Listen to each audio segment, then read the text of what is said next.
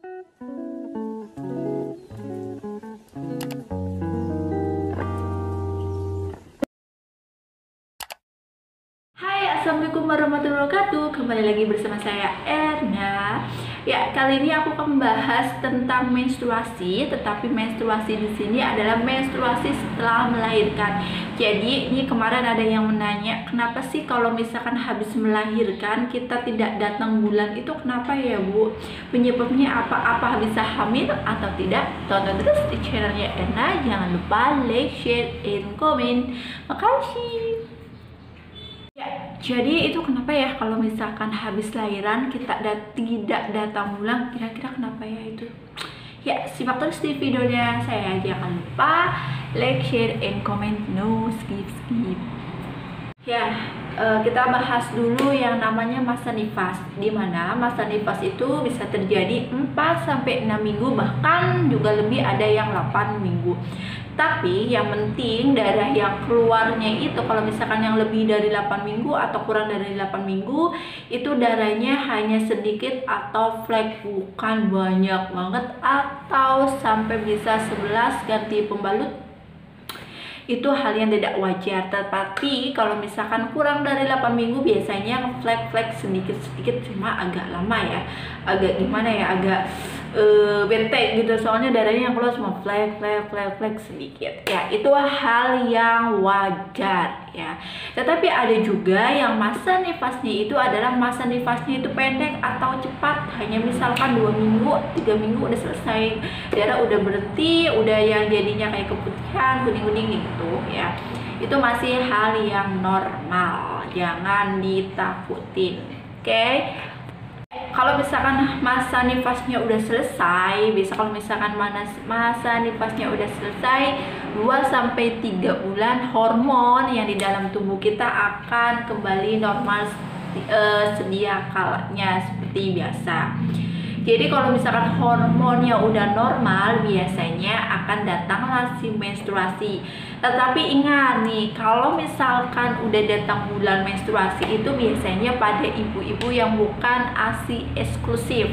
Tetapi kalau misalkan ibu yang menggunakan ASI eksklusif, biasanya tidak datang bulan dan mempengaruhi si hormon tersebut. Soalnya kalau menyusui otomatis ada hormon yang tidak seimbang, menyebabkan si tidak menstruasi atau tidak datang bulan. Itu khusus yang bagi ibu menyusui. Kalau misalkan ibunya subur, otomatis 2-3 bulan setelah masa nifasnya selesai, biasanya itu langsung terjadinya menstruasi.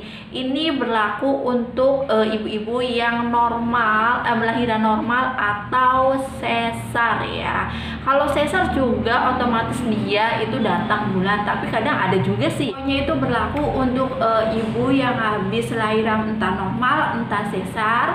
Itu kalau misalkan dianya atau ibu tersebut tidak ASI eksklusif, otomatis dia akan keluar menstruasi atau hormon. Ini berlaku untuk semua ibu yang entah sesar entah normal. Kalau misalkan tidak menggunakan ASI eksklusif, itu akan datang bulan, biasanya normal 2-3 bulan dia akan mengeluarkan si menstruasi ya. Jadi hormon yang di dalam tubuhnya itu akan seimbang dan akan mengeluarkan si menstruasi tersebut ya.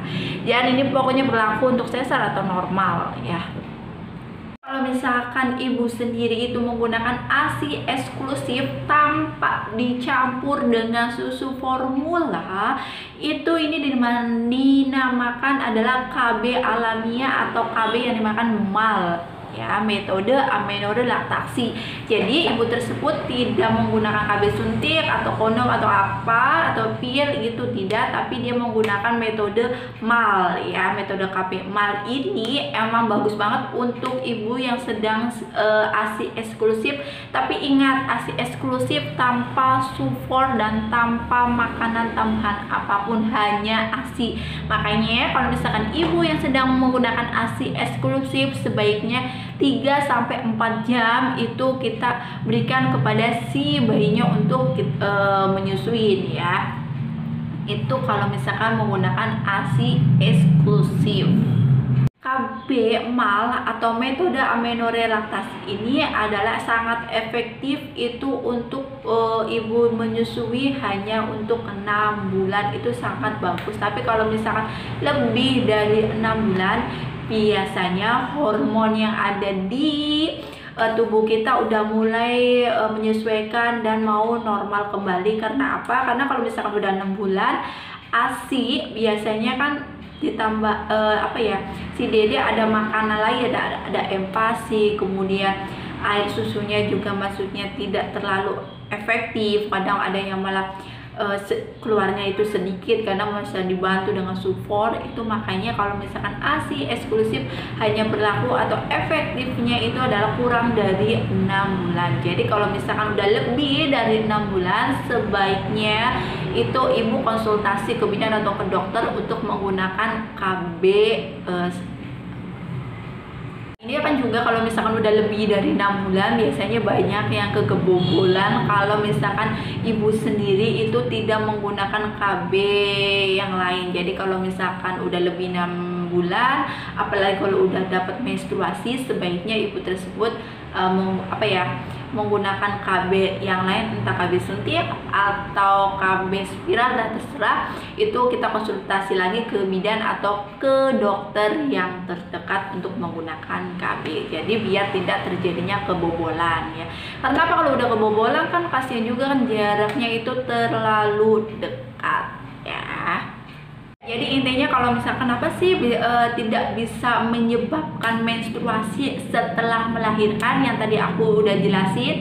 Karena kalau misalkan beliau tersebut atau ibu tersebut menggunakan ASI eksklusif, secara otomatis hormonnya di dalam tubuh kita akan mengalami perubahan dan tidak terjadinya si menstruasi, kecuali kalau misalkan ibu tersebut tidak ASI eksklusif ya. Jadi itu hal yang normal dan jangan ditakutin. Apalagi kalau misalkan ibu biasanya, aduh gimana ya bu, kalau misalkan aku tidak haid, darah akan menumpuk banyak di rahim dan jadi penyakit, jadi kanker segala macam. Itu tidak ya, jadi itu aman. Pokoknya kalau udah lebih dari 6 bulan, sebaiknya ibu tersebut, apalagi udah menggunakan udah menstruasi, sebaiknya konsultasi ke bidan atau ke dokter biar tidak terjadinya kebobolan. Oke, sekian video deku dari hari ini. Semoga bermanfaat dan jangan lupa jaga kesehatan kalian, gunakan masker dan sering cuci tangan. Assalamualaikum warahmatullahi wabarakatuh. See you.